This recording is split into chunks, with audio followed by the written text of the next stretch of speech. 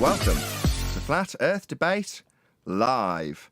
I'm your host, Nathan Oakley, and if you are new to this channel, or you've not done so already, then be sure to subscribe. Hit the bell notification icon and join button if you'd like to become a Nathan Oakley 1980 channel member and keep up to date with the Flat Earth Debate. If you would like to support the channel, there is a super chat that runs alongside each of these shows while they are live, and there's also a PayPal, Patreon and crypto link in the info box below the video. Most importantly, if you'd like to join the discussion, simply mute the page you are currently watching, then click the link in the info box below this video to join the panel and express your views on the nature of Earth. If you do join, please don't swear. If you do, you'll be ejected, and if you are, please don't try to rejoin the stream using sock accounts. You'll be warmly welcome back on the next stream. Please also share the show on social media. Sharing the show obviously increases the live audience, but this in turn increases the chances of a more diverse panel, so please share the show on Facebook and Twitter.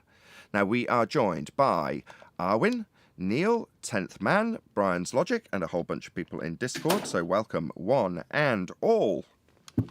Hello, hello, good afternoon. Hello, hello. Hey, good morning. In the words of Mel Gibson, freedom! Okay. Thank you for that early in joke. So if you're a member, you can check out the pre-show where, for the second day in a row, we've discussed free man stuff. So feel free to check it out if you want to. Or wait till, what day is it today? Thursday. I think it'll come out on the second channel. Subscribe today to Nathan Oakley channel if you haven't done so already, where you can get members-only content maybe 2 or 3 days later. Anyway, let's do a bit of housekeeping. Any evidence of a physical geometric sphere edge, that's the horizon they formerly called Earth curve? No, Nathan, they still call it Earth curve. They haven't received anything we said. Well, they wave it away. Straight line of sight with bent light. That's what it is. A straight line of sight to the horizon formerly known as Earth curve is a tangent point, right? That's a straight line to Earth curve. The one that they claim is the geometry of its physical obstruction to boats, buildings, and anything beyond the limitations of Earth. Sphere radius 3959 at 1.2 times the square root of your observation height. Ergo, that's a tangent point straight line to Earth curve. Now, they've refracted that line and said that we don't see that geometric horizon, and Earth curve is a geometric claim. So they've debunked their own claim. They've snatched their own wig off by saying it's a bent line, because then they don't have any geometry to claim, as they're finding out currently when we ask them for an elevation angle. And they say, well, we take a tangent. Like, to what? The horizon? Definitely not. That's a refracted, non-geometric, non-plane-based bent line that you've told us since 2020 when we showed you that the horizon isn't Earth curve blocking boats and buildings. It was refracted according to their rebuttal, ergo not a tangent. It's a curved triangle-based system. Curves don't give you angles.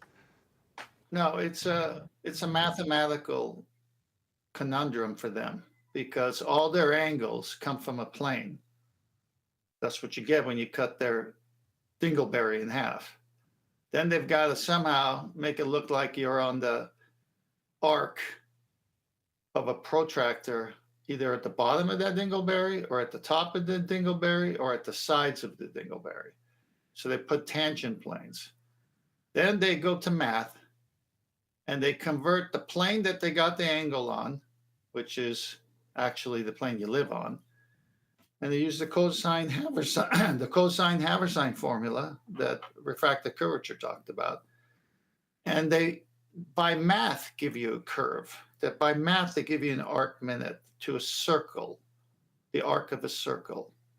But it's really derived from a plane. They can't do it on their sphere. They have to cut it in half.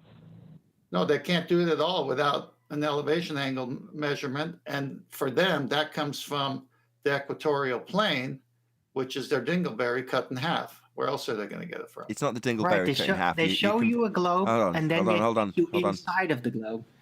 It's not dingleberry cut in half. That's not correct.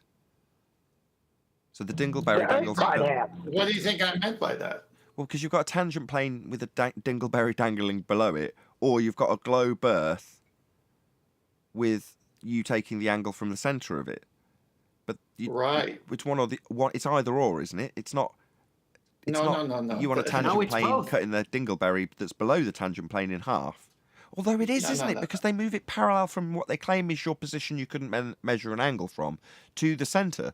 So technically, no, you're Yep. right. I'm sorry. I'm going to correct myself. That was a stupid interruption. It is. They draw out a tangent plane above the globe Earth they claim is dangling below the flat plane you can get angles from, and then transpose that angle from a flat plane that has a dingleberry below it into what we're calling dingleberry, actually their globe Earth model, dangling below that plane to cut it in half to put you at the centre of it, and then claim all light comes in parallel. So I am wrong, you're right, it is a cut in half Hang on, dingleberry. But isn't it post it. ridiculous? First, they make you imagine a dingleberry, then they show you how it works inside of that dingleberry. Yeah. But you're supposed to be standing on the dingleberry, and then you're taken inside. And what's going on here? It's more like a decoration of a Exactly. ball. It's like Yes. a decoration. Oh, look at this ball. Oh, wait, you're inside of this ball. But this is the Earth ball. Really? Really? I will Really post weird. a picture. Good one, Arwen. I'll post a couple of pictures of Master B and Perfect. let you know when That's it's why you're there. doing that. I'll shout out Flat Earth Travolta, who says, most normies I've talked to don't know that the horizon of a sphere is the edge of a sphere in their religion. Haven't watched enough Bill Nye, apparently. So yeah, Bill Nye's got an example where he shows a ball with a boat behind it and basically points out that the physical limitation, geometrically speaking, of that ball is the edge of it, i.e. the horizon that you can see in the image where the boat's disappearing behind the physical limitation that is the ball edge, i.e. a geometric horizon. That's what Earth curve is claimed to have at its horizon, because the horizon's claimed to be Earth curve. And when you point that out to a normie, most times they'll go, nah, the horizon's not Earth curve, because they don't believe it themselves, because they don't appreciate that, yeah, no, the horizon's supposed to be claiming to be Earth curve, the edge of your view, because it's a ball edge. Doesn't matter how high you are either. If you can see the horizon, you're supposed to be seeing the edge of Earth. Thanks, Travolta, for the super chat. Right, we've All got right, some... there in Master B. Yeah, got him. All right, let me go through one by one. So this is it. It's never been more than this. Every person has their local horizon. They're 90 degrees. Every person, no matter where you are on this plane. And that goes with you. So they just put that anywhere on the dingleberry, as I like to call it, or the globe model. And they got you sideways on it, but they can't go away from this. This is the way it's done. This is the elevation angle. This is the tangent plane. This is all of it. They take this thing and unfold it and put it on any part of a curvature to get it to match corresponding to the equatorial plane where all the measurements are derived from.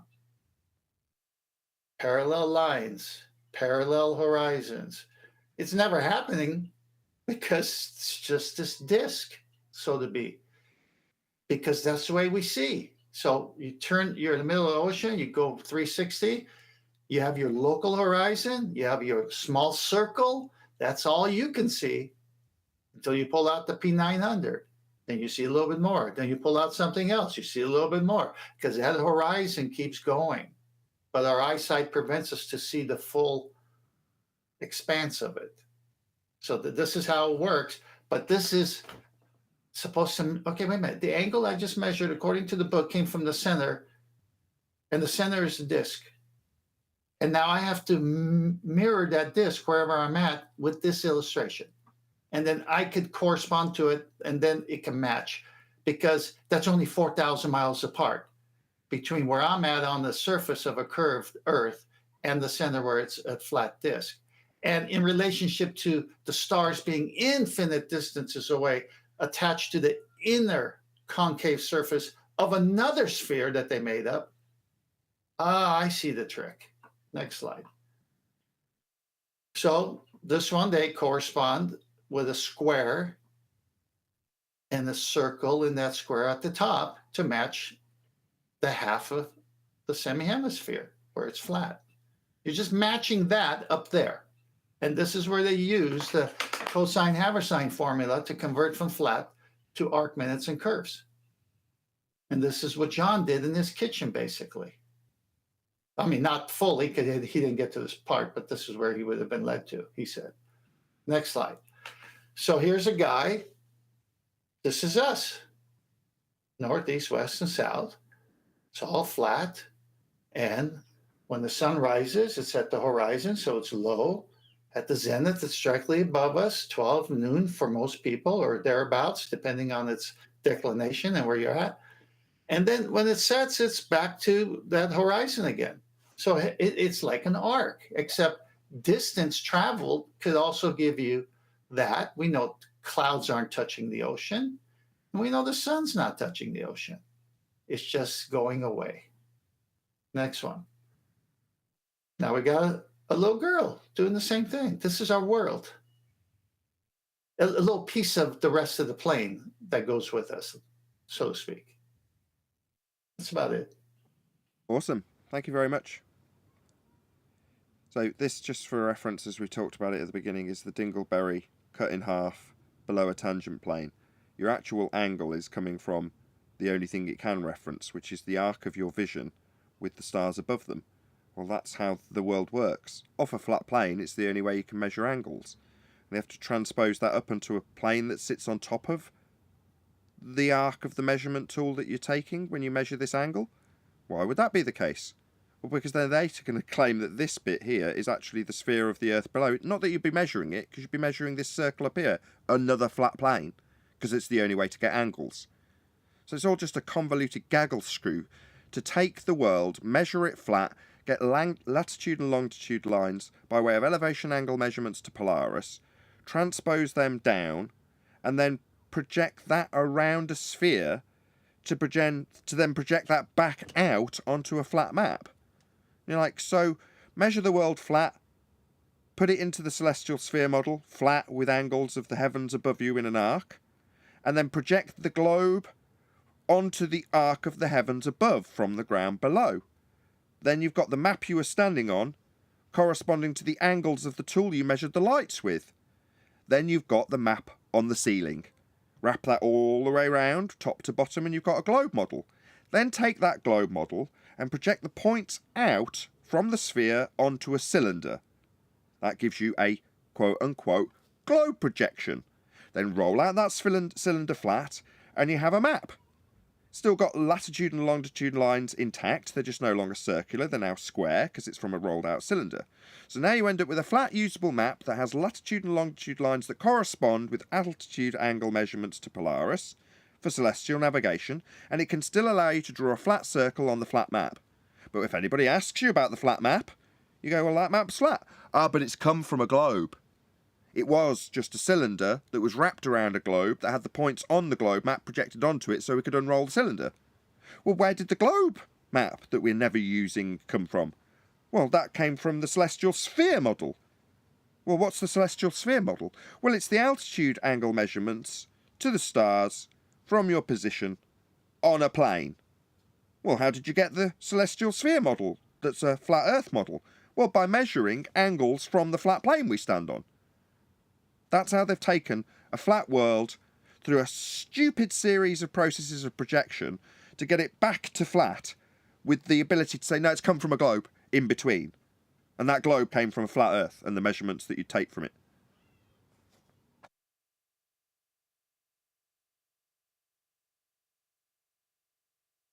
Any evidence that you can acquire an elevation angle measurement from a curved baseline? You could with curved geometry, but that's not actually a thing. So on this diagram, you've got what will be projected up in my last description as the world onto this arc, which would be the arc of the tool that you're using to see the perspective view of the stars. If they're going to project this up onto the world, so now we've got a world map on this dome based on the angles you took from the ground. Well then, when it gets projected up, why is it the case that we're taking another flat plane in Dingleberry, as we've described it? Why aren't we taking it off the curve? If that's what we're actually standing on, why do we have to put another flat plane on top of the Dingleberry Earth to correspond with parallel lines that work off the actual ground you took the angle from when you projected the world up onto the arc of the measuring tool you used to get those angles? Well, because you can't get an elevation angle from the curved surface, that won't yield an angle measurement. So they just plonk another flat plane on top of it so that they can get angles from it. and then say, oh no, we're now going to put that angle that we measured on this flat plane on top in the middle of the sphere Earth. Why? Well, because the sphere Earth doesn't exist. It's just a projection up onto the angle tool measurement you've got to the stars. So there isn't an angle to be acquired from this curved surface, Arwin. It's the curve. Oh, wow, you're actually answering me. Okay. Yeah, well, it's the curve of the arc of the tool that you measure on this flat plane. Now, it doesn't matter if you transpose it up onto a second flat plane, on top of the arc of the measuring tool that you got for this angle here. Well, that arc isn't a sphere world that we're standing on. Hence, they've got to measure it off another flat plane. They're not, as you said, capable of getting an angle measurement from a curved surface.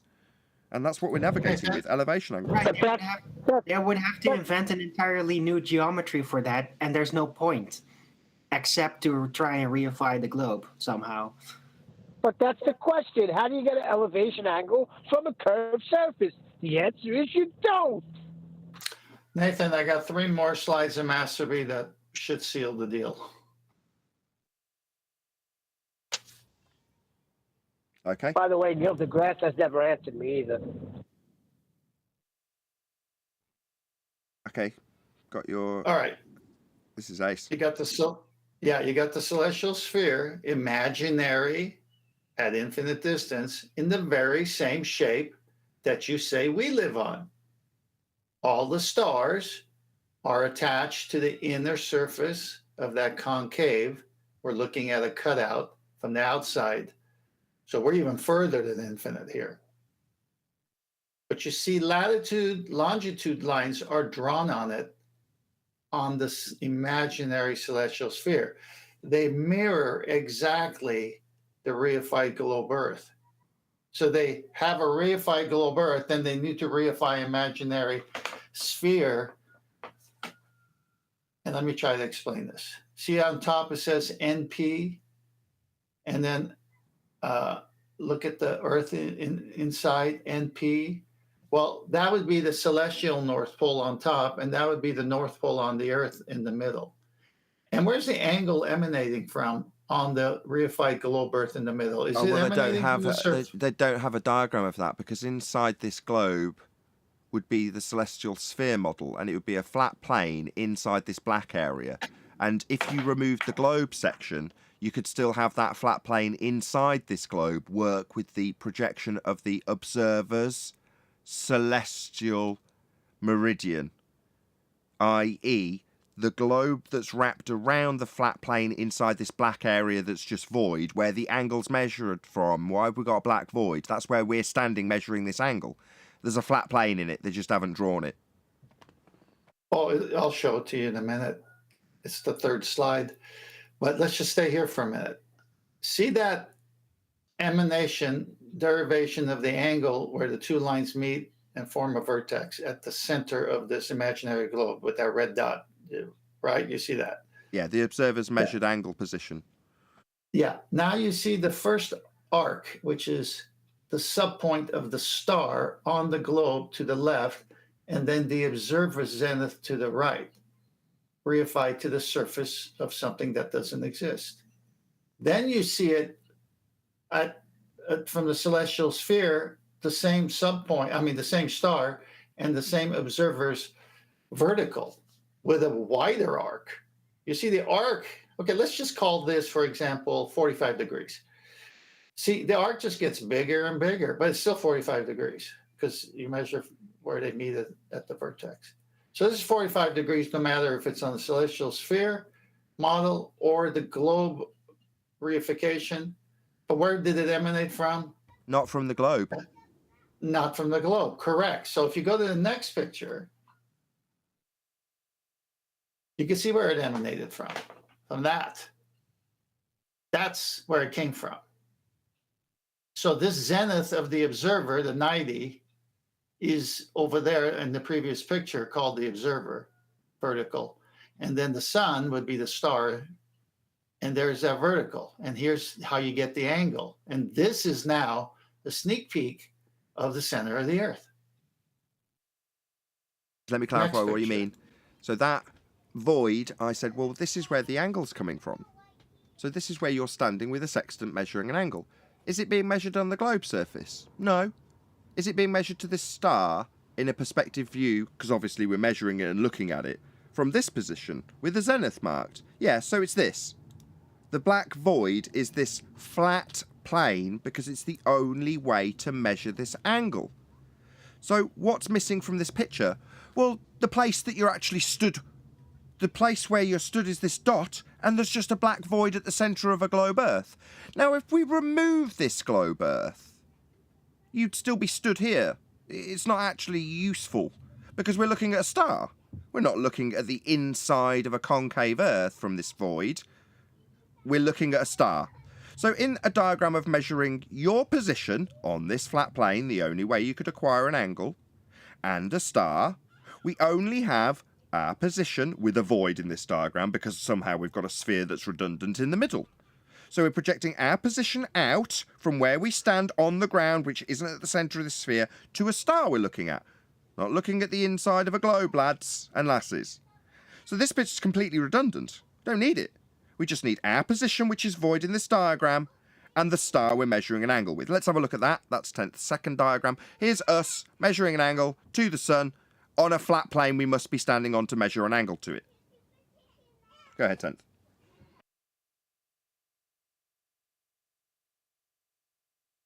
He's not. You're on mute. Well, that's ridiculous then. We've lost 10th, it seems. Or he's on mute still. The way you just explained it, Nathan, it's so obvious.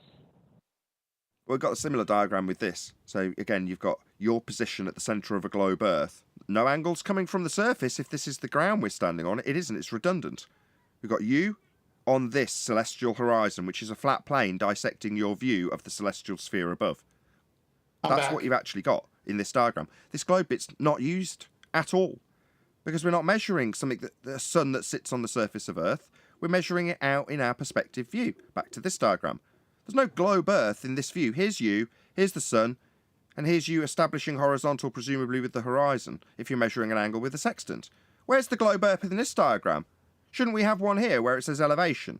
Shouldn't this be a globe that we see the inside of when we measure angles? No, we definitely don't see this, do we? We haven't got this globe bit in between us here in this void, measuring out to the star that we see. We just have us on a flat plane measuring angles. Okay, I'm back. You on Last the diagram. third slide? Yeah, last diagram I'm on now. Okay, remember, I'm going to have you go back to the first two and probably pop in the fourth. All right, so you see here from an orthographic view, the angle emanates from a plane in the center of a reified globe. That's where it's coming from, as shown in the previous slides. That angle extends outside the surface of this Earth globe and continues until it hits the celestial sphere, which is imaginary and is also shaped like a globe Earth. It's just bigger and it's at infinite distances away with latitude and longitude lines that match exactly what they want to match on a reified globe Earth. So that angle right there is, what does it say there? Co-altitude is 50, so it's a 40-degree angle above the horizon. Minus that from 90, you're left with 50. 50 times 60 nautical miles is 3,000 nautical miles from the subpoint of that star. So did that happen from the surface of the Earth? No, that happened from a plane, as you see drawn there. Now, I want you to see this angle of 40 degrees go through the Earth and continue on to the celestial sphere. Go back to the first slide, if you would. Okay.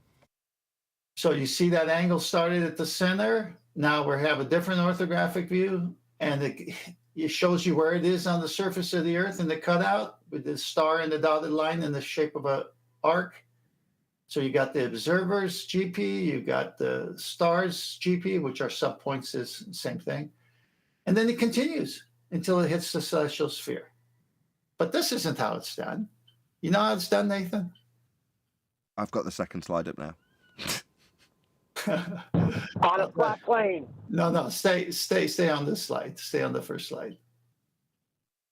No, this isn't how it's done. The way it's done, it's that the angle, as it gets wider and wider, but keeps the same angle, is projected on to the celestial sphere first, then reprojected back to make the Earth a globe. So it starts from the plane. Now go to the second slide. Starts like this, goes through the presupposed globe Earth, because we don't have a globe Earth yet. This is the beginning, an angle measurement, elevation angle measurement to be more precise. You need a baseline. It goes all the way to the celestial sphere. That doesn't exist, but it has to be imagined. Why? Because it's got to have a inner concave surface so that that spherical triangle can be put on to the next sphere that they create with this flat plane in the middle. It's placed on it. That's how they get their spherical triangle. It's projected from the celestial sphere back onto imaginary globe Earth. Can I say something on it in a minute? Go ahead and say it now while I put up another slide. There's one last slide. Well, we're kind of lengthy, so. This is Go excellent. ahead. You want to Just say give it? him a minute, Ted. I'm patient. Brian, he's done. No, I'm patient. Go ahead, Nathan. Go through your slide. Let Brian say what he says, and then I'll come in and wrap it up.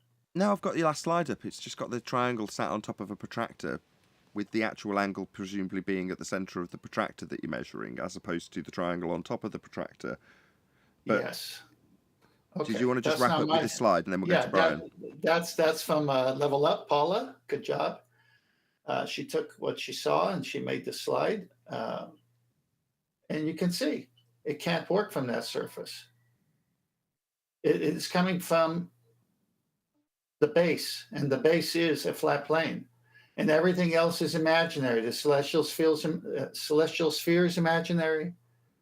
Reprojecting that spherical triangle onto a globe that doesn't exist is imaginary.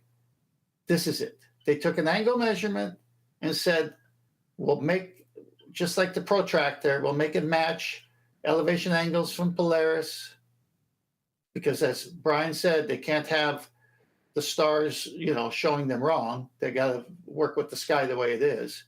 But then they, in between, said, well, we can say we live on the arc. Well, how do we get to say we live on the arc? Well, you can't take the measurement from the arc as seen here. You can't get a 90 on a curved surface, but you can get a 90 from there where it originates, the baseline. Oh, we'll project it up to something that doesn't exist, create a spherical triangle because it's the inner concave surface of a bigger globe that we're trying to reify. And then we'll just project it back down and we'll match the stars and how they come up from the horizon and everything else with a radius. Yeah, you're going to need a Noah for that.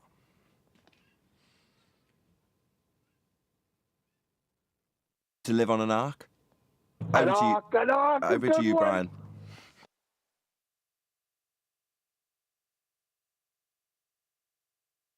Okay, Nathan, if you keep it on the protractor there for a second, and then maybe if you could just go back to the one just before that afterwards. The celestial sphere model, first of all, what they've done is they've taken it literally, whereas the celestial sphere model is an orthographic representation of angles from a central point, from a 90 degree, right? That's what they've done. That's what it is. That's all it is. It's an orthographic representation of angles, because you can't measure elevation angles and that in reality orthographically, because we don't see orthographically. But this is a tool to be used. It started like the protractor, for instance, is a tool to be used as a 2D tool that you can use on paper. You can use it in the real world with your eyes and that up to a point. You can do it like that, but mainly it's a tool to be used on a 2D surface, like piece of paper, computer screen, blah, blah, blah. So they've taken that literally, and they've literally decided that the sky was an arc. Now, they knew it wasn't. They know it's not. They can see it's not. But they've used it literally to create a globe after they created their celestial sphere, putting their globe at the center of their celestial sphere. So they then take their globe, turn it into a circle, and put a geometric tangent plane onto it, right? Which is just a hijacking of reality. They take an angle from that tangent plane, that can be any size they need it to be at the time, right? So then once they have their angle from that tangent plane to something that they are orthographically depicting as the celestial sphere, they then bring the angle down to the center of their globe, which is just, once again, just the baseline of the celestial sphere model. And they have to also move the position, orthographically move the position of the celestial body when they do that. Because when you orthographically, when you move the angle down from a tangent plane that's touching, there's a circle at one point down to the center of that circle, then whatever it was pointing at on that orthographic page or screen, 2D screen, that won't be pointing at it anymore. So they have to move this. They have to actually move then the star down, which is part of their, which is all okay by them because they have parallel light rays, right? Because they claim that all these stars and things are huge and very far away. And so then they move the star down, and then they are just taking the same angle again from, once again, the baseline of the celestial sphere model. All they've done is inserted a globe heliocentric belief into this. And this is all for another reason, though. If you go back to the slide prior to Paula's, the one where you have the sphere in the center of the blue sphere, center of the celestial blue sphere, Nathan, if you don't mind. Okay. Yeah, where it says co-altitude and altitude, right? You have 40-degree altitude, right? So that means your zenith angle is 50 degrees, right? So that's your co-altitude distance. But your co-altitude distance is shown here as an arc. It's not. In reality, it's a horizontal distance across the sky between the two zeniths, because your zeniths have to be parallel for this to work. And I will show why they have to be parallel. They're trying to imaginometry in, as Bev and them would say, imaginometry in an arc that isn't there. So this co-altitude for this on the screen is the co-altitude value is 3,000 minutes of degree, and those 3,000 minutes of degree then become 3,000 nautical miles between the observer and the GP point of that star, right? Which is the red dot there, whatever, right? We'll take it as that. But that also has to be a horizontal distance. And why does that have to be a horizontal distance? Why does that need to be straight? Because that is then going to become the radius of a circle of equal altitude. And that's what I haven't been saying, because that's what we remember we were talking about that way back last year. What they do is they do this as a way of projecting the correct distance north to south or whatever way they need to do it along the surface of their sphere. But that's a completely pointless, begging the question, waste of time, because that surface is curved. You can never have a curved radii. So consequently, the whole process is purely begging the question. It is no good in reality because they still have to use that distance as a horizontal line to create the circle of equal altitude that it's going to create. Because when they have to double that to create, that 3,000 miles has to become 6,000 miles, a 6,000 nautical mile diameter. To then multiply that by 3.14 to 3.1416, whatever pi is, to come up with a circumference of a 2D circle. So this is all begging the question to create a curved distance along their sphere that is absolutely no good in reality. Right, this was about a year ago, and it was Bob the science guy who came along that was essentially denying radius and claiming that you can have curved radius, because that's what he's doing. He's taking an area of equal elevation or circle of equal altitude and transposing that onto a curved surface. It's like, well, no, if you draw a circle and are trying to figure out the distances over tens of thousands of square miles, then that circle has to match up with the distance that you draw when you just draw a circle on a flat map. Now, if you're suggesting that that surface is actually curving, then the radius of that circle is a radius of a bulge in the middle, because you're not cutting the top off a globe and getting yourself a chord line through it. You're drawing a circle that represents the ground you're about to navigate as being equal elevation. So what are you going to do when it comes to that radius value? Well, from memory, Bob the science guy denied that circles need radii. Correct me if I'm wrong, that was the conclusion about a year ago. Well, yeah, Bob didn't want to deal with the radii issue, but I don't think he fully got what the problem was until that day. I have a feeling it wasn't until that moment that he realized that it wasn't until then he actually realized what the problem was. I think he didn't think there was a problem up until that point. But I do know for definite that Ruhif and MC Town have both said that, and basically Ruhif has been saying it and MC Town has been backing them up, that curved distance is a curved radii, and you can have a curved radii on a globe. Now that's absolute abject nonsense, right? Because what that does is then makes the circle of equal altitude, what would be the circle of equal altitude, all that does is make it completely much smaller. And then none of the coordinates will work in reality. It's because it's not equal altitude anymore. It's not. It defies the very definition of what you draw out when you draw a circle that's two-dimensional and classify it specifically as being equal elevation. In other words, the same elevation across the whole circle. Well, when they come along and go, a circle of equal elevation hasn't got equal elevation, it's got one part higher than the other because it's curved. You're like, no, not only does that not work in terms of what you've just done to navigate the surface, it defies the very definition of what a circle of equal elevation is. But it's just, that's where they're at. Earth's flat and they've got to navigate it such.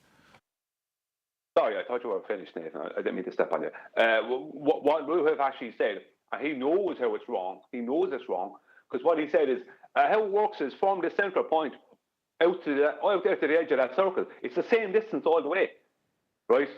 That's what he said, knowing that it was wrong. Because it's true what he said. From the center of that arc, right, that circle sits on, from the center of the arc that's above it, out to that circle, the circle he's after making smaller, he's after compressing due to bending the radius line. Yeah, the distance from the center to that circle will be equal at all points. But that won't be a circle of equal altitude. Hold on. Radius has Hold on, just one second. Sorry, would that not example require you to be at the centre of Earth for that to be applicable, though? No, from the top of that arc down over the curve to the circle that he has placed onto the globe. The circle he has made smaller.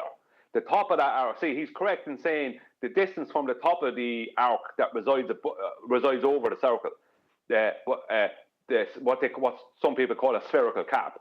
The top of that arc over and down to the edge of to the extremities of the circle or back up to the central point will be equal in distance. But that's only because that's a ruse. It's equal in distance, but it can't be used as a circle of equal altitude. Because exactly. That's what I was going to jump in and say. Hold on. He's saying the distance from the top point down to the bottom of it. Why is there a top point and down from it if it's equal elevation? It's a circle of equal elevation. And he's saying at the top of the equal elevation, it's higher than the bottom part where the circle is actually drawn around. Me standing on a hill in the middle of it. What, in the middle of a hill that's equal elevation? May I try to clarify what Brian is saying? It's called the conical view. The conical view that he's using. Yeah, but it's all nonsense because it won't work from a coordinates point of view. Right? You can't use it.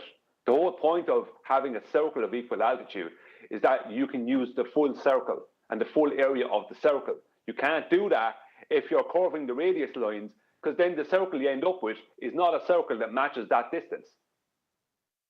So it doesn't work.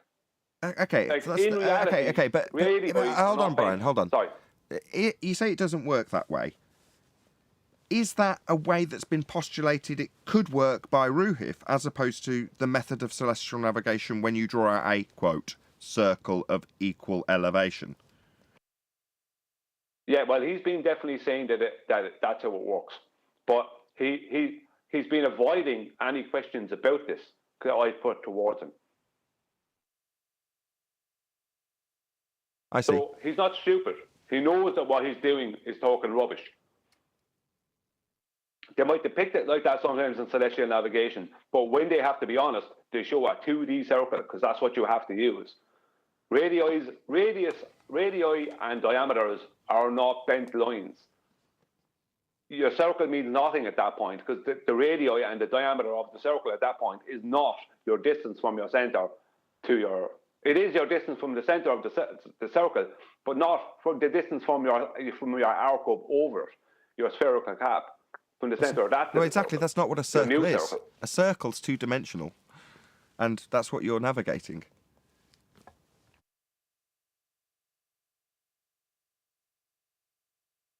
What Brian is saying is correct because the way they do it is like Paula's picture. It's a chord. It's a chord line, which means the arc that you're on will be a longer distance than that straight chord line when you do it that way. So it will never match the zenith distances if it was ever done this way. So it's a conical view, like that maypole from the Navy, where the guy holds the tape looking down. That's everywhere it's the same distance from the top, and it's in the shape of a cone.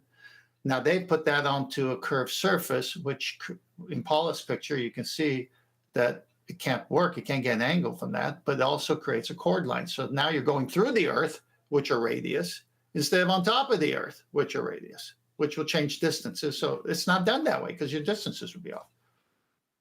Right. So you're saying Ruhif's got to dodge and squirm because he must appreciate that when he lies about using that view to get those distances when that's not actually how it's done. It can't be. It's using a circle of equal elevation, not a curve. I can finish up if you like. I just put up the rest of the slides. The first one is. I just before you go, I just want to quickly state that to get any fix with 3 circles of equal altitude, or 2, you must do it horizontally in 2D. You must do it that way. And you can then try and back engineer it onto your globe. But you can't use the globe for any of this stuff. You can't have a curved radii or a curved diameter. You can't use the globe for any of this. So you have to do the whole thing in reality first and then add in R. And that's all that's really happening. Okay, I've got your zits on a dingleberry. Yeah, so you've got 2 of them in gray, and the angles coming from the center, as we've previously shown. And then you've got them corresponding that with your local horizon on top, as you can see with your arc view of your eye, and you need a flat plane there as well. But that can't work because we're going to show a picture here that tells you why this can't work. Because you got to get a 90, you got to get a right angle. This is all imaginary. Next slide. Now this slide, you see equator 90 degrees? Yep. Okay. See, it says circumference of Earth 21,600 miles. 1 degree equals 60 minutes, 60 miles, nautical miles. This is not a globe Earth in this picture. This is a slice. This is a circle. This is a great circle. And you are in the middle, and the sun or whatever you're sighting is above you, and it's your meridian. So don't think of a globe Earth here. Just think of an orthographic view of this. If I was to turn this around, it'd be one thin, skinny circle, okay? Because this is what you're measuring. So what did they do, Brian? They back engineered from elevation angles to Polaris, right? Decided that, we need to make nautical miles match that. And what does this look like? It looks like the arc of our vision. So this is the trick. This is what they've matched. Next. But this is what they got to deal with. They can't have diverging zeniths, as Brian showed a year ago. You can't put 90 on the curved baseline like they do here, but they have to show how it's done at the same time. So here's the inconsistency of citing their own work. And this is the beauty of celestial navigation books. They'll tell two stories. The subtle one we get, the one that everyone's brainwashed, they don't see this. How can you say that's a 90 if that bottom arrow is curving? You can't. So someone with logic would spot that right away. And those are two verticals, the blue and the red. Huh. Well, they can't be diverging zeniths. And then where is the angle emanating from? Oh, the bottom of the red vertical where the observer is. Where's that on the globe? Not on the surface. Next slide. Oh, we just found out where that is on the globe. There is no globe. It's a flat plane. That's where the zenith is emanating from the observer. The vertex and the zenith of the observer with a sextant, in this case, her hand. That's where it's coming from. Then they project it to the celestial sphere and then reproject it back onto a surface that doesn't exist. Next slide. Constellation always visible, constellation sometime visible. Man, that disk in the gray here keeps showing up, cutting that globe in half. So you got the celestial sphere here. You've got Earth in the middle, and then you've got a disk, which is the equinoctial or the equator line, where all the almanac angle measurements are taken from, according to them. And Brian, do you see that circle of equal altitude on top with the chord? This could never work because you got that arc length that's longer than the radius of a two-dimensional circle. So they'd be off, but they're not off. It works because it's not done on the globe. Next slide. Here's the sun. It's directly over a certain area on Earth. They know it. They've known it for thousands of years. They got tables for it. It's GP, ground position, geographical position. It's zenith over that particular time on Earth based on the day, by the hour, by the minute, by the second, all in books. And there you are somewhere on the circle with a sextant getting an angle to it. The only thing missing here is the hypotenuse. And there's your right angle. And you're somewhere on that circle until you do a second one, or wait a little while, do the sun again, and do a little correction for how much you moved, it moved, and then you'll have two places where they cross, and you're in one of those positions. Last slide. This is their problem. This is what happens. Only from a plane if they cut it in half. But they never cut it in half. That's just fakery because it's being projected down to make that globe from the celestial sphere that doesn't exist. But they need this right angle. And this is what's being done every day by everybody. But the lie is that you're doing it on this surface, and we just exposed that lie. Where you are is the plane you're standing on. In the books that you can read like I do, the center of the Earth is the eyeball of the observer. The eyeball of the observer is the center of the Earth. Yeah, that's where we're taking measurements from. That's pretty conclusive in my mind. Awesome. Well done. Yes, real quick, can I add a little caveat? Feel free. So we use the term chord and Sagittarius.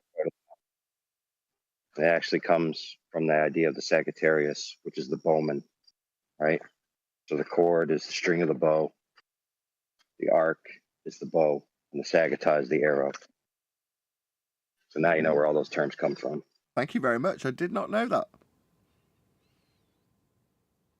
So if you imagine a bow, it's obviously, although it might not be if it's not taut, but if you imagine it being pulled back, and then you've got a curve with a line that's dissecting the curve, well, that line is the chord line. Well, on this diagram on screen now, this is not a chord line. This is how we describe Dingleberry Earth. But if you were to draw the line through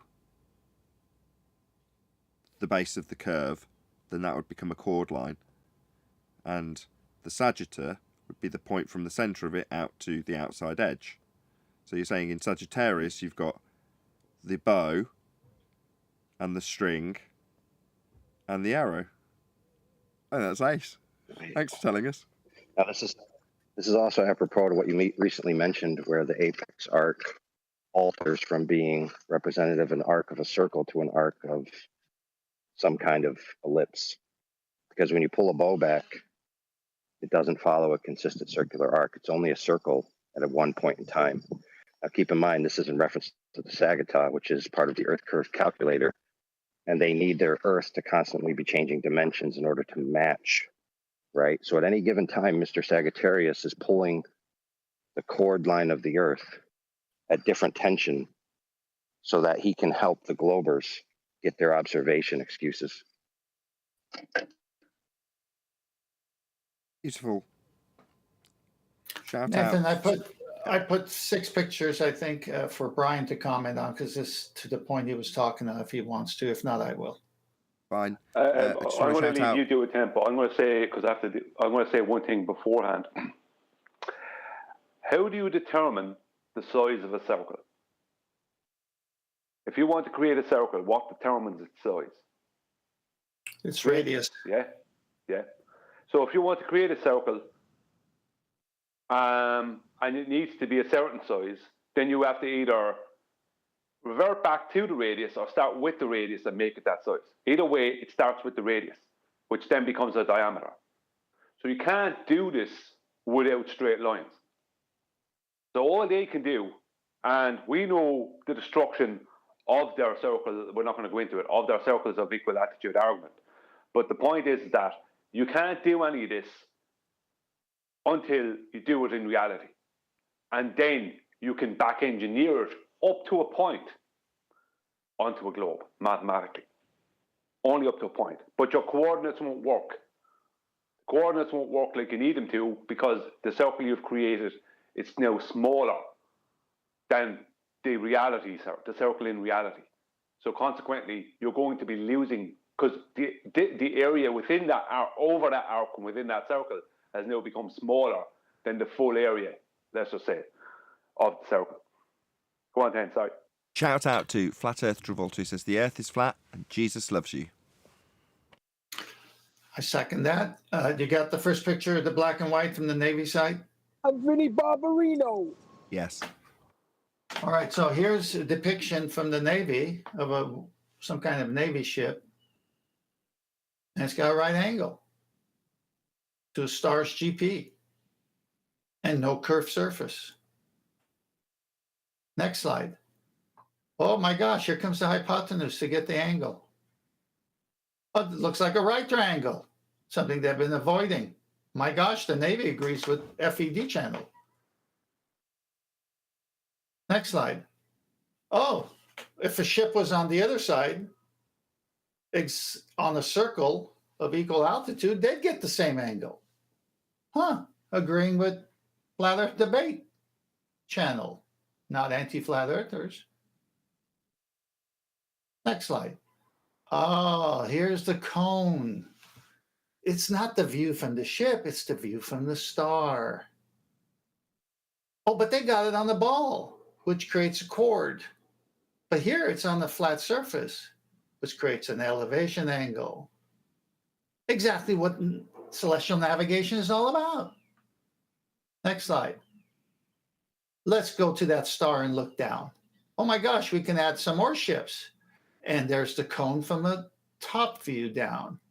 And it's same distance anywhere on the circle. We know the zenith distance. We just don't know where we are on the circle. What do we need to do next? Oh, there's another slide. Well, maybe I could look at this and it might give me some ideas. Sorry, I had to close my window. So you got two circle of equal altitudes crossing one ship, two stars, two right triangles. And guess what? I'm in one of those places where it crosses. Thank you, United States Navy, for endorsing FED channel and destroying anti-flat earthers. This is it. I'm This done. is it on screen right now. This is how you triangulate your position. There's circles of equal elevation, and there's two right-angled triangles beneath the geographical position. That's the position on the ground beneath the stars. This is how you find your position. If you're on a boat, this is the boat. This is it with two stars. You can add one more if you still don't locate your position. So this is it. It's done on a flat plane. These lines out to the GP form 90 degrees. Now that can only be done on a flat plane. So this is it right here, right now on screen. This is what proves, beyond all doubt, that Earth is flat. That's how it's navigated. We can tell you how the measurements to the stars have been hijacked and projected out onto a spherical surface. I'm even going to bring you a diagram up right now to show you exactly how that's been done. Go back about 10 slides. Here it is. You're that dot. This is the dot that represents the angle on this last slide I had up a moment ago before the flicking started. Anyway, that's where you're taking the angle from, in this void. And it's the angle to the stars that you're drawing when you stand on a flat plane at this measurement point. They've taken that and projected it out to a non-real position that you're claimed to be inside of. Looking out at the map that you're standing on, you're not standing on it, you're measuring it from here. This is how they've projected the world from a perspective view that arcs from one horizon to the other as the stars move across your head or as the sun moves across your view. That's this arc that's represented from this plane that's represented as a void in this diagram. Why? Well, because they're claiming this is the only land that exists. But in reality, you stood on a flat plane because that's the only way you can measure these angles. This is the hijacking of the world we live in. And it starts with an angle measurement from the only thing that will afford you an angle. And 90 degrees away from your position in all direction means the Earth is flat. Shout out to Goldie McKinnon for... Go on, let me shout out this super chat and then I'll pass over. Shout out to Goldie McKinnon, who's also one of my patrons. Thank you very much for the super chat. Nathan, look how many are watching. 217. Fantastic. 236. Goldie, 236 now. Goldie is ace, and them son of a bitches hijacked everything. I want it back. Nathan, if you want to round off the show, go on, Brian. I have a point just on that radius line that they curve. Not only once they curve the radius line, does it stop being a radius as it changes the size of the circle. But then there isn't an equal angle from all points of that circle to the star. There isn't any angle using that surface then, because the surface is curved. There's no point of intersection if you place and keep the rules the same. So we've got a right angled triangle. Make that surface on that last slide curved. And watch those right angled... Now the points of intersection, the GPs, become tangents. And as you then travel the R value of your circle of equal altitude, they don't meet on the surface, do they? They can't meet on the surface. They have to meet in the sky. That's another proof that this has to be done and calculated on a flat plane. You can transpose it to a coordinate system afterwards that's a ball. But to do the calculation, you need that right angle. And if the Earth is curving away underneath, then when you've got the two circles of equal altitude, you can see the world will fall away. There you go. That's even better. Now put another one on the other side, look, to mirror it up. And where is it meeting? Where is it meeting on that globe? It's meeting thousands of miles in the air. worse again would be that once you curve that radius, it makes it not a radius. So that means that your radius is then a chord through your sphere or through your circle. So consequently, then the radius is not the measured distance.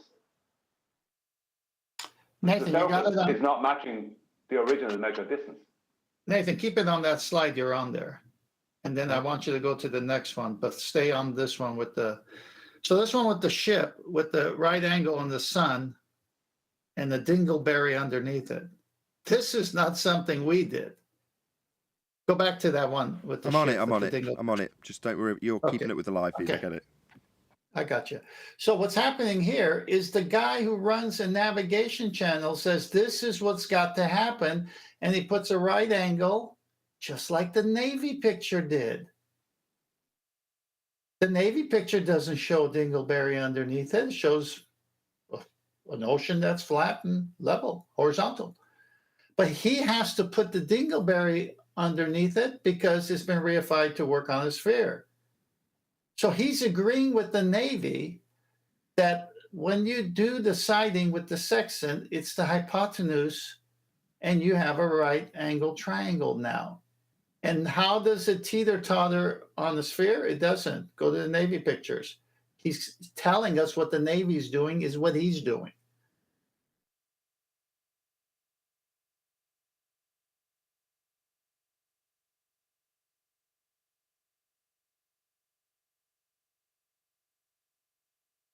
Okay, then. On that somber note, I'll say if you are watching this on either Nathan Oakley 1980 or Nathan Oakley Programming streams, then stay tuned as there will be an after show to follow. Unfortunately, if you are watching this live, this is where we bid you farewell. A huge, massive, enormous thank you to all of you who smashed the super chat, liked, commented, shared, subscribed, joined as a Nathan Oakley 1980 channel member, and all that good stuff. Once again, stay tuned if you're watching on an after show. I've been Nathan Oakley, and I'll see you all in the next video.